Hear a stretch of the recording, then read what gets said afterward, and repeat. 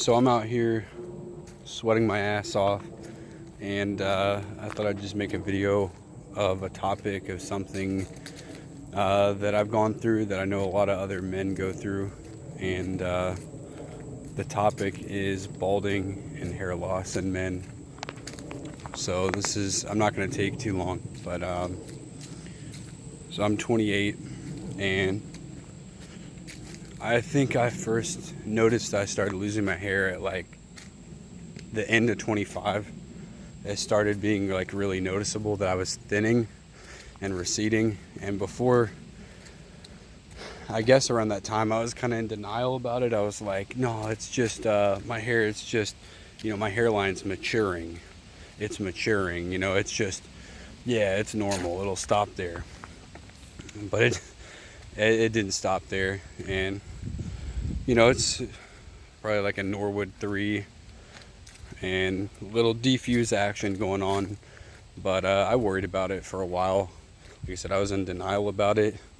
And then I realized it just kind of hit me like, shit, like it's getting worse. Like I noticed especially this temple, like the temples are just going in more and more, and it was thinning around that. So I could just tell it was only going to get worse, and I worried about it.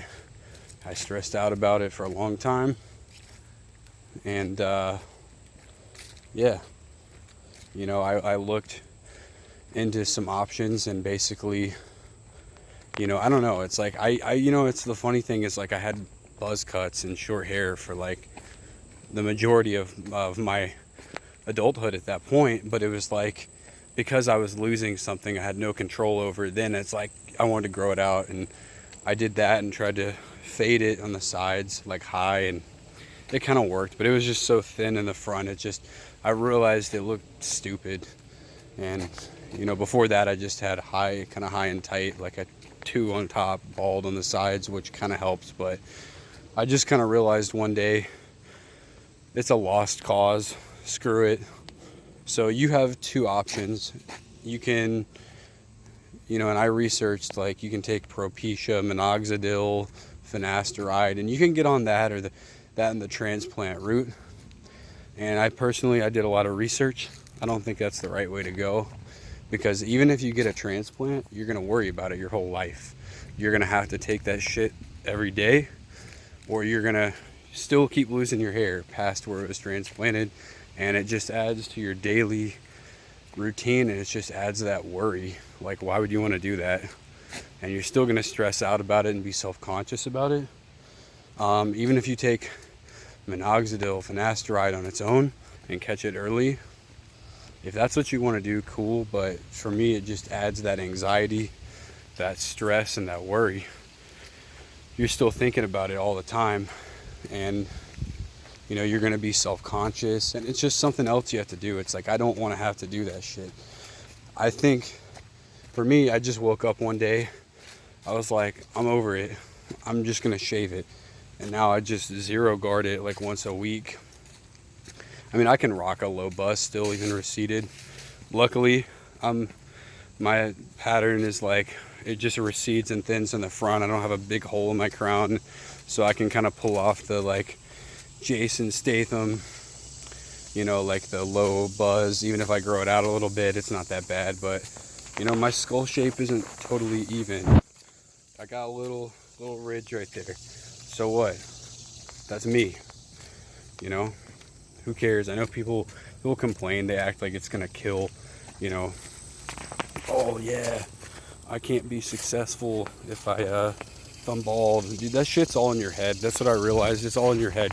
And with dating and stuff, girls don't give a shit about that. Confidence is what's most important. You can be bald as long as you're confident and you own it. The shit doesn't matter. It's only as limiting as you make it. So I see a lot of guys on some forums and stuff, and they just whine and cry about it. It's like, you gotta just worry about shit in life you can control. You can't sit there and like stress about things that you have little control over, because it's just gonna set you back, and you're gonna waste so much energy thinking about something you have no control over. It's really stupid. Now, almost tripped there. If you were bald and then on top of that, you're fat, you have nothing going for you, you have a shit personality, and you know, no aspirations to do anything, then yeah, it can be a killer. But if you're, you know, I think it's, you know, I think it's pretty common. Like, I think a girl would choose a dude that's bald and in shape, you know, and has stuff going for him, versus someone who has a full head of hair and is sloppy, and like I said, it's just like a bum. I think, like, common sense. So anyway, that shit is as limiting as you make it. So you just got to focus on things you can control in life and not really sweat that stuff that much. But I know when you're young, it sucks. Like, it's hard because it's kind of like one of the first times you realize, like, man, I'm getting older. You know, it starts going away. And yeah, it sucks. When you're young, it's like, because you've always had that. So I know the feeling, that initial, like, I was like, shit, like researching on Google, like, what can I do to, you know, like minoxidil. And I was really close to starting to take that stuff, but I just realized, like, I have such little time as is. It's like, I don't want to sit there and have to worry and stress out about something I can't control. It's a losing battle. You're fighting your genetics.